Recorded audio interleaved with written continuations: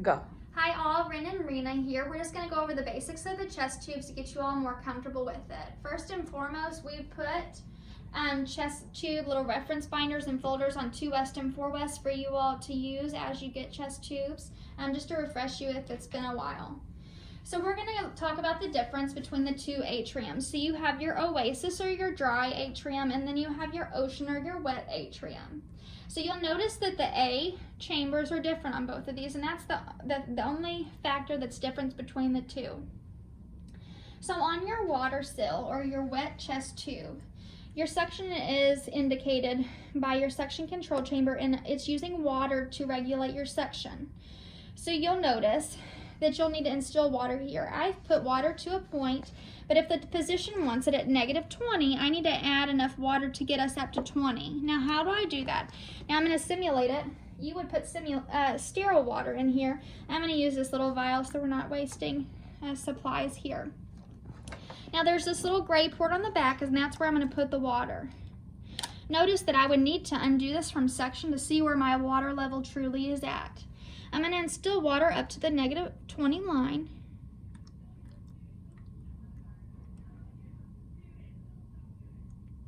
And then I'll check that every 4 hours, so at the beginning of my shift and every 4 hours, to make sure I'm pulling at the appropriate suction level. If it falls below, then I'm not at the suction means that the doctor wants, so I need to make sure to check this every 4 hours. Now, to go to the oasis, so the difference between again, so the A is different on here, so you'll see that this little knob is turned to -20, which is most often the ordered rate or suction rate, and you'll use this little vial here or this little turn wheel to change. So it's on the left hand side, and then I'll change it. So if I wanted to change it to -10, I would just turn it up. So most often it'll be at -20, so let me turn it back to -20, and it's pretty easy. Now you will see the additional E on only the dry suction chamber. The E is your bellow, and that's going to come out, or your balloon, to tell you that you have achieved adequate suction. Okay, so moving forward, for your B chamber, it's your water sill chamber. So it's going to allow for air to escape the system but prevent air from entering into the patient's chest cavity. So you have a little ball at the bottom that Rena's close enough to show you now, and this will tidal with the patient's breath. It's going to increase with the intrathoracic pressure and decrease when that falls. So you'll see this rise and fall with breath, and if the patient coughs, you'll see the ball bounce up and then come back down. So we'll move, it's the same on the wet chamber as well. The ball's there, yeah. So then C is your air leak chamber. So this is very important to note. So this, you will fill to 2 centimeters to make a water sill chamber. Now to do on the dry, you just attach a syringe. I'm using an empty normal saline syringe, but you will have a syringe on the back that's pre-filled with 2 centimeters to get you up to the appropriate level. So you'll screw this on and instill the water there, and then you'll come back down here, Rena, and see that this is your air leak chamber. So the water will be filled up to here, so to 2 centimeters, and then you have little levels, so 1 to 5 here. So if I come in on my shift and I don't have an air leak, and then I come in 4 hours and I have an air leak and it's in 1, I'm going to do a respiratory assessment and let the physician know. The most important thing is to do the respiratory assessment and make sure that patient is stable. Now, if I come back in 4 hours and that patient has progressed to a 3 leak, in the 3rd column of the air leak, I will again do a respiratory assessment and call the physician. I'm going to assess my chest tube as well prior to calling the physician to make sure it hasn't come out. So I will take the dressing off, look at that tube, make sure it's in there, reapply the dressing, and again do the respiratory assessment and call the physician there. So the C chamber is the same on the wet drainage system. Okie dokie. So moving forward, so you go to your D chamber. So you'll see the D on both of them, and that is your drainage chamber. So it's the same. Again, B over is the same on both atriums. So you're going to look at your drainage, and you're going to ask that nurse that you're getting the report from, how much drainage you have out and where are you marked, and you'll look at it. So if she was marked at 50, or he or she was marked at 50, and I come back into my 4-hour assessment and I'm at 60, I'm going to chart 10 for my output. and then mark it there. And then if I come back in 4 hours and I'm at 80, I'm going to chart 20 of output there. Same over here, make sure to mark it.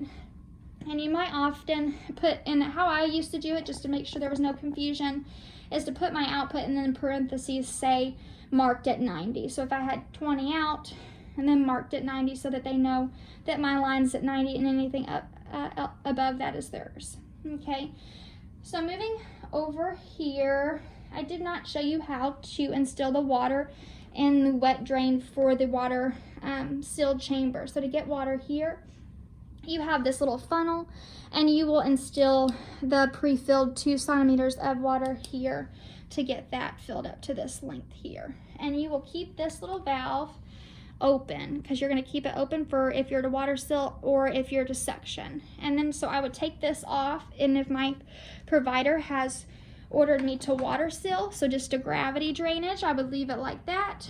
And if they've ordered me to be hooked up to suction, I would then hook it up to suction. Again, this always needs to be vertical.